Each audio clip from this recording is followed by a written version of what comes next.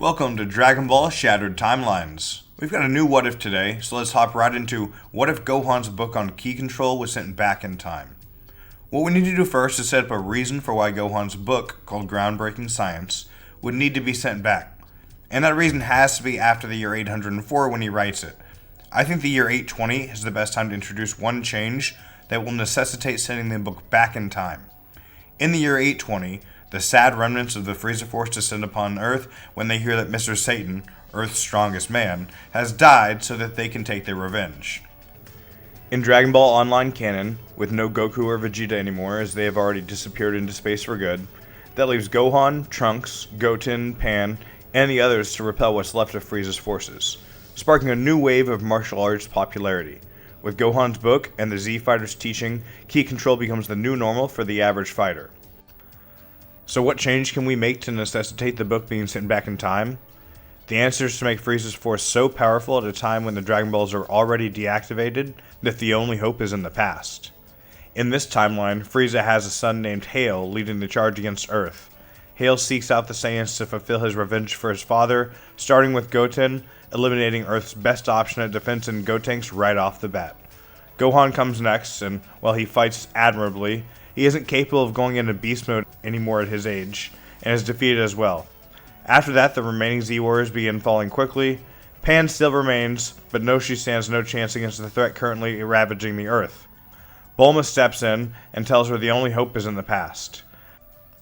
Pan must go back and build up a culture of ki control in the past to honor her father's life work, so that Earth will always be a step ahead, rather than a step behind, the rest of the universe when it comes to power. Bulma boots up the time machine for a one-way trip to the year 461.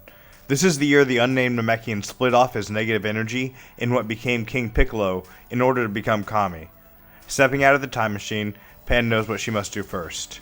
She seeks out Master Mutaito and finds them preparing to do battle with King Piccolo. Pan volunteers to join them and hears Mutaito's plan to trap King Piccolo in the rice cooker with the evil containment wave. She asks him to show her how to do it, and he laughs with the remark that it is much too difficult a move for her to use. Pan obviously takes this personally and challenges Mutaito to spar, with the stipulation being that if she wins, he'll show her how to complete the evil containment wave.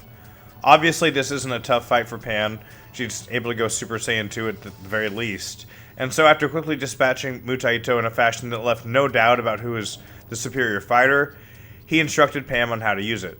Pan immediately goes to confront King Piccolo with Mutaito and his students, including Roshi and Shen, in tow, and Piccolo just doesn't stand a chance in the slightest here in this fight. Pan's extremely OP, and while it's not going to be a problem too long in the story, she's able to take Piccolo on no problem. After sealing him in the rice cooker, Pan flies up to the lookout to talk to Kami. She doesn't tell him that she's a time traveler, just that she felt it important to introduce herself and let him know that she's not a threat to him in the slightest. The first ripple in time that Pan creates is that Garlic Sr. doesn't try and rise up to take over the Earth after King Piccolo is sealed.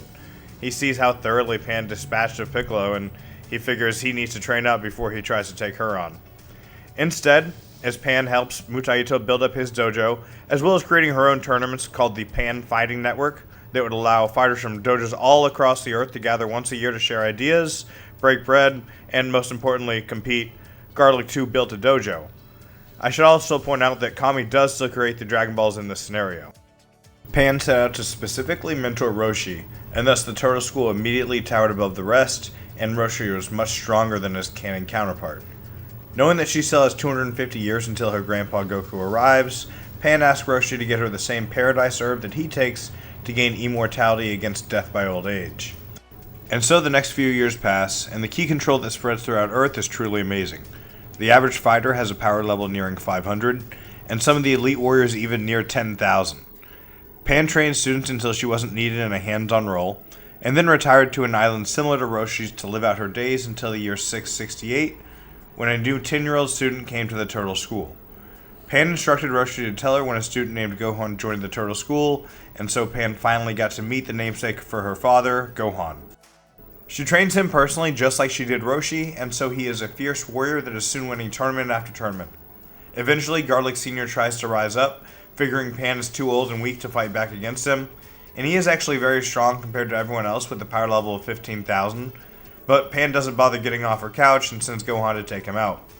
Gohan is challenged by Garlic, but his Kamehameha wave is eventually enough to take Garlic out. His son Garlic Jr. sees this and swears to one day get revenge on Gohan, continuing to train in his dojo for the foreseeable future. So, as we approach Goku's landing at Mount Paozu, let's summarize what Earth looks like at this point relative to canon. The average human has a power level of 5 to 10, with fighters around 100 in canon. But in this timeline, the average human is around 100, and the average martial artist hovers around 1 to 1.5 thousand. And the truly special fighters are now in the 5 digits. They don't use actual numbers to measure, of course, instead just being able to feel with basic ki control. Speaking of ki control, because that's really the whole point of this what if, the topics in Gohan's books have been expanded on, broken down to into manageable and skill-appropriate chunks, and taught to everyone in schools as a core subject no different than math or history. There are many dojos across the world who have their own unique brand of martial arts, but the 3 biggest are the Turtle, Crane, and Garlic dojos. Now, you may wonder if this may lead to Bardock not sending Goku to Earth with all these high power levels, but I think Pan could meet up with the young Dr. Briefs and come up with a way to mask their power levels from outside Earth's atmosphere. Finally, the day comes where Goku's pod falls to Earth. Kakarot never hits his head here, so he is aware of his Saiyan heritage, but he isn't a threat to anyone at the Mount Paozu Turtle Dojo, even when he does transform because of how powerful everyone is. Pan doesn't want to cut his tail off, but she does think there may be some value to him gaining control of the form before he becomes too strong to control as Nozaru. And so Goku trains for the next few years, still remembering his Saiyan heritage, but also relieved he can grow up in an environment that will allow him to grow up as a fighter, so he can one day rejoin his Saiyan people.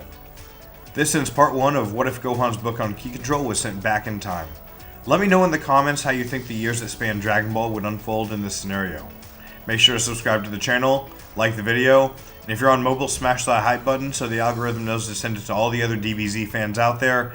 Let's break the canon.